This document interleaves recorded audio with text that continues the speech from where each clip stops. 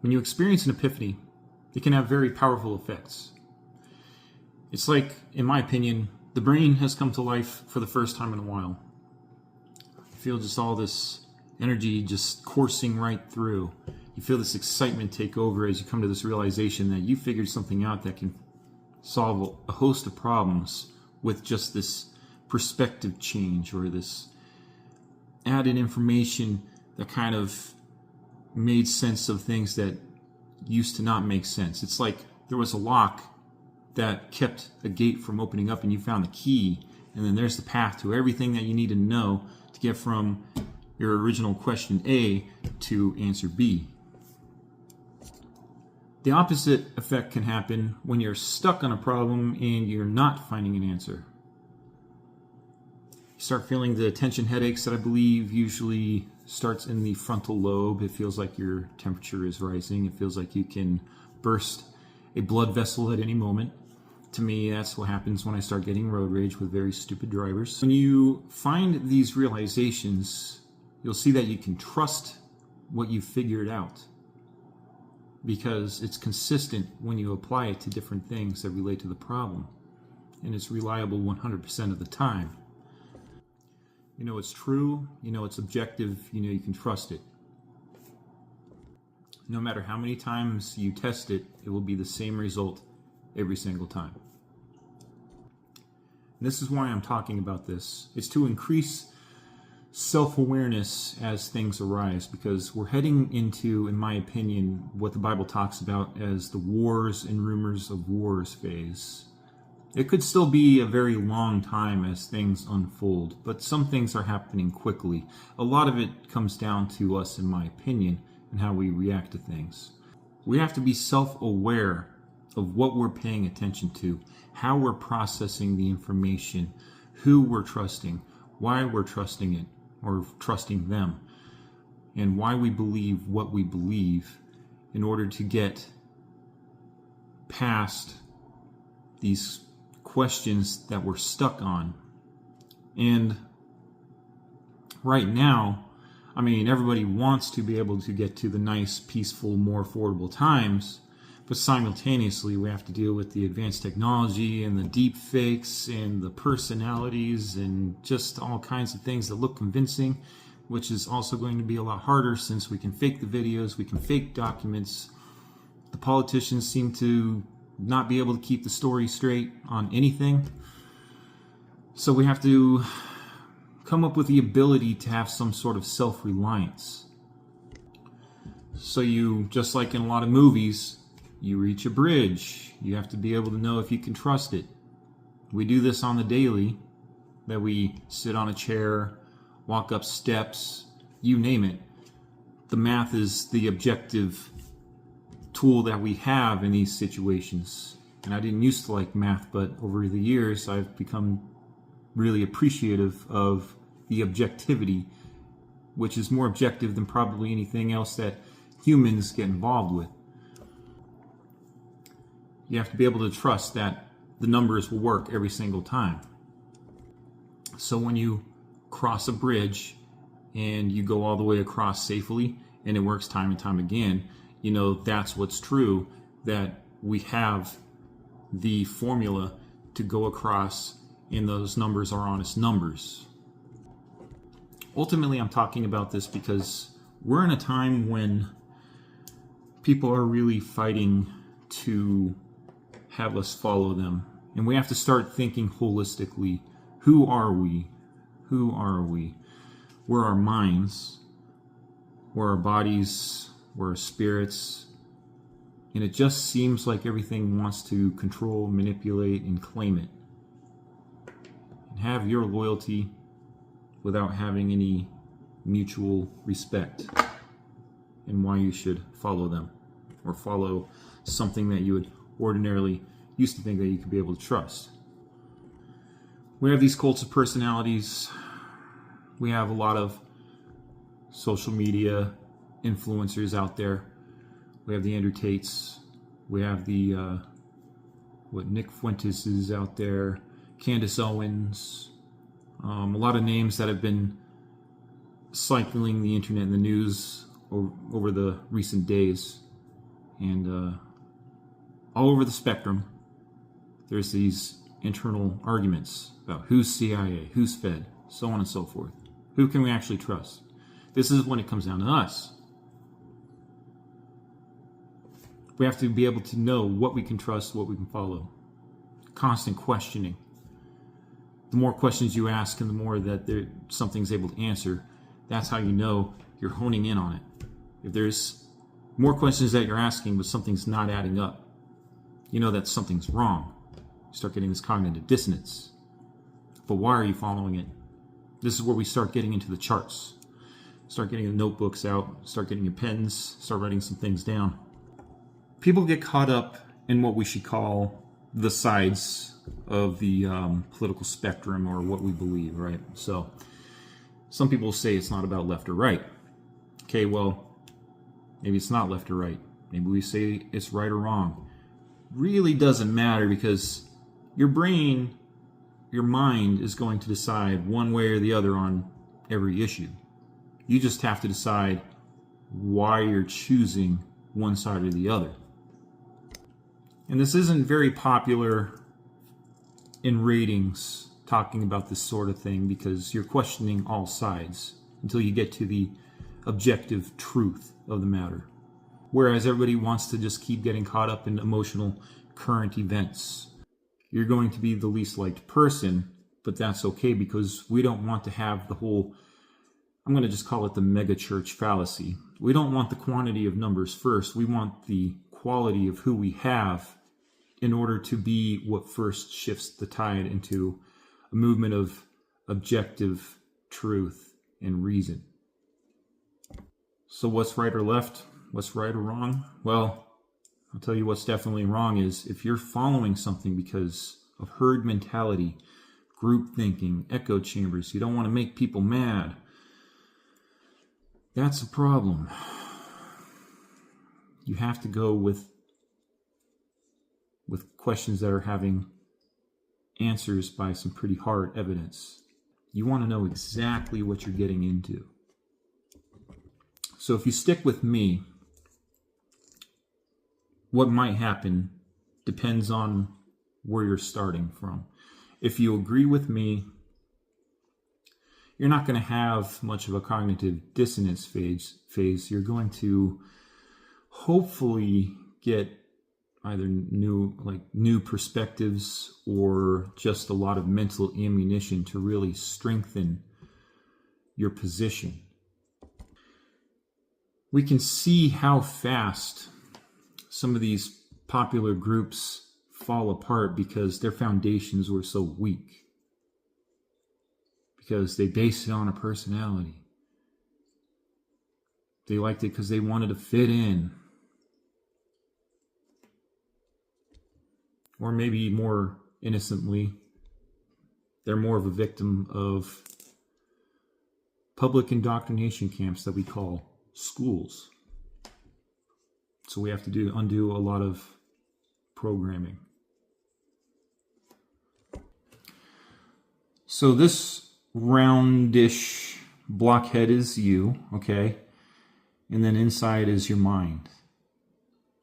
The chains are what you traditionally believed and what you're holding on to, that we have to chisel away, rip out of your mind, get rid of all that crap that you filled up with over the years.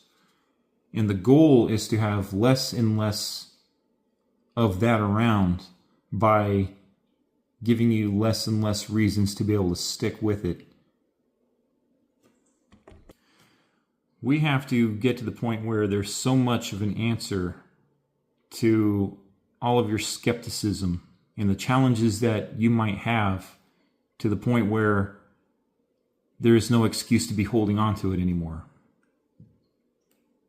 Now the next part, just like I was saying before, we have the spirit.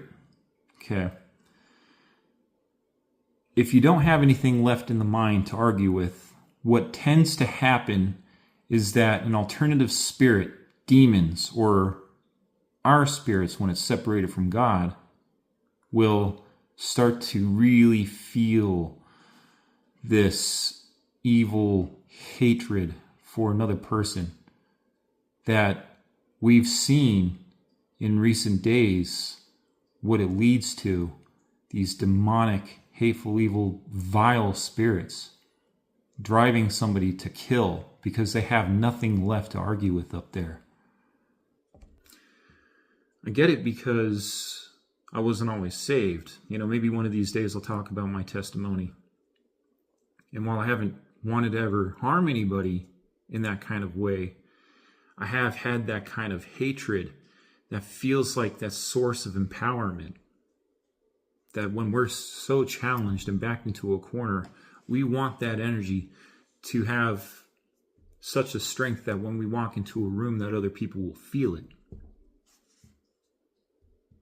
That's the source of the empowerment. It's like you can know that you're wrong, but you don't want to be. So you're just losing everything about what you thought was you. So there's just that one thing that you can do, and that's seek revenge. Seek that source of power to claim it as yourself. You got to let it go, and we're going to help you get there. You're going to remove that bondage that's been holding you back, because that rage is not empowerment for you. It's empowerment to the sources that are driving it. You're a prisoner if you're in that stage. And you're going to be a prisoner after this life. And you have to realize that as soon as you can. And we've seen what those kind of acts can do. Like during 9/11, after those towers were brought down, there was this temporary unity between people that unfortunately people who were born later, I feel like, see less and less of this. Like this American pride where people are just like, USA, USA. There's so much less of that now. And then after the Charlie Kirk assassination, there was such a disgust that people had, that even people who were not typically conservative just saw with their own eyes just how nasty it is. They felt that spiritual disagreement, something that's just nauseating. Just because somebody had a disagreement with politics, but to some other people, it's not just politics, it's about who they feel like they are, what they've been indoctrinated to believe. And we'll confirm that it's indoctrination over time, based on what holds together. To say one more thing, because I forgot to talk about what happened post 9/11 and post Charlie Kirk's assassination. So there's that phase of unity that everybody has, but then after that initial trauma, after getting over the shock, then people start getting to the point where they start asking questions, who's behind what? And that's when the real damage from the attacks happen. Is everybody wants to know the actual answers. People start disagreeing with who did what, if there's any kind of insight or anything. And then there's the infighting. It's the psyop aspect that these kinds of attacks try to pull off. And then there's attacks that are kind of indirect on us. That could be health related. Like, we're so caught up indoors that, at least many of us, that it increases anxiety. It reduces the vitamin D that we need, which increases genetic disorders and cancers and things of that sort.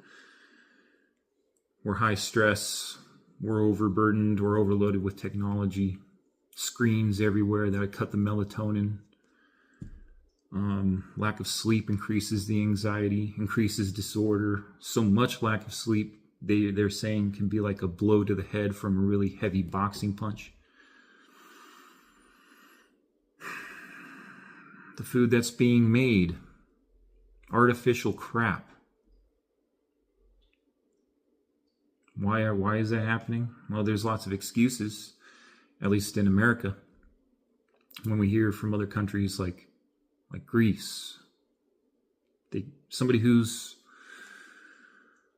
sensitive to gluten tends to eat gluten without any problems around there. Now, I'm not a doctor, so you'll have to talk to some people who have experienced these differences. It's because there's just these additives over in America that's very different. Collectively, when we think about overworking, we've kind of adopted this hard worker mentality, which is good to a point, but we're kind of substituting that work to live with the replacement of live to work, and basically using it to, I think, subconsciously cope with what's going on, to make an excuse for why there's a bad economy and why we have to work, instead of just saying, well, the economy is bad. They need to do something about it because I'd like to work, get paid, and be able to enjoy my life again. But we're overworked, we're fatigued, exhausted. We're not going outdoors much. We're not socially interacting. We're surrounded by screens. We're not having natural foods. We're, the workplaces aren't healthy. The places that we stay are unhealthy. They're usually papery mold boxes that's causing diseases all over the world, but especially in America because of the way that our building codes are. It's just this disaster. We're demoralized. We're unhealthy. Our minds are affected. Our bodies are affected. Our spirits are affected. There's low vibrational music that's affecting us. And we're consuming moral garbage, or rather, I should say immoral garbage, where these messages try to tell us through these shows and through the music that there's just no rules. We're going to find out, we're going to confirm that that's just a bunch of lies as we question things and we go into the heart of what's wrong with a lot of things right now and get some real answers. And then we'll start talking about some of the economic stuff. And just as kind of a preview, that the economy is probably a whole lot easier than what we're about to get into. I'll just say our politicians, because, I'm not an expert. I'm doing this for discussions, again, as a reminder.